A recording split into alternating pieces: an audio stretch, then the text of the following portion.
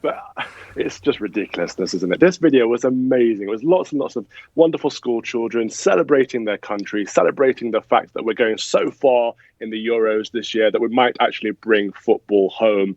A bit of patriotism in our young people. You know, they had the St. George's Cross flag in their hands and on their faces. They were all jovial, cheering and singing. I thought it was absolutely amazing to see. So some miserable people online have been sneering, as the hard left often do, sneering at our country, sneering at patriotism, and looking down their noses at these young people in this school. And they've been bullied into taking the video off, taking the Twitter account, not just the video, the whole Twitter account of the school has been taken offline.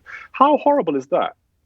There's been another example of this. It was a different song, but it was a song that was generated by a campaign that celebrated, I think it was called One Britain, One Nation or something. And children were singing a song about how proud they were of this country, and yet it was branded as hypocritical, as pathetic, as brainwashing almost.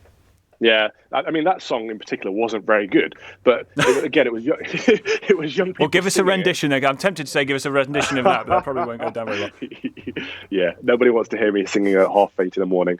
But the thought that we could celebrate our country and be a little bit patriotic used to be quite English. And nowadays it's frowned upon because people think you're being xenophobic or racist or somehow excluding others by celebrating your own. And that's not what it's about at all. It's uniting people and bringing people together. And that's what, sport, and especially football, should be all about. It should be encouraged. Where do you think that attitude of people seeing this video as, and I'm quoting here, a sea of aggressive white faces, they're 6, 7 and 8, calling it disgusting behaviour and mindless hooliganism. Where do you think that view comes from? These are kids, by the way.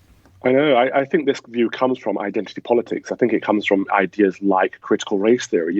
We're shoving this down people's throats all day, every day through mainstream media. And we're being told that race is the most important thing in our lives, and all of our immutable characteristics are vitally important to us. And they're not. They're just, things we're born with. I was born brown. I can't help that. I didn't choose that. It's not a good thing or a bad thing. It just is. I was born a male. Same thing. It's not a good thing or a bad thing. But we're being told that these are core parts of our identity. So we must look at the world through these lenses. And when you do, you get miserable people saying this is a sea of white faces. But young children, it doesn't matter what colour they are. They're all out there together with their school friends, celebrating, having fun. Who looks at them and says they're a sea of white faces? That is racism. And that's what this identity politics culture has made. This is what's happened to us. We're seeing everything through this horrible, divisive lens now. It's so toxic.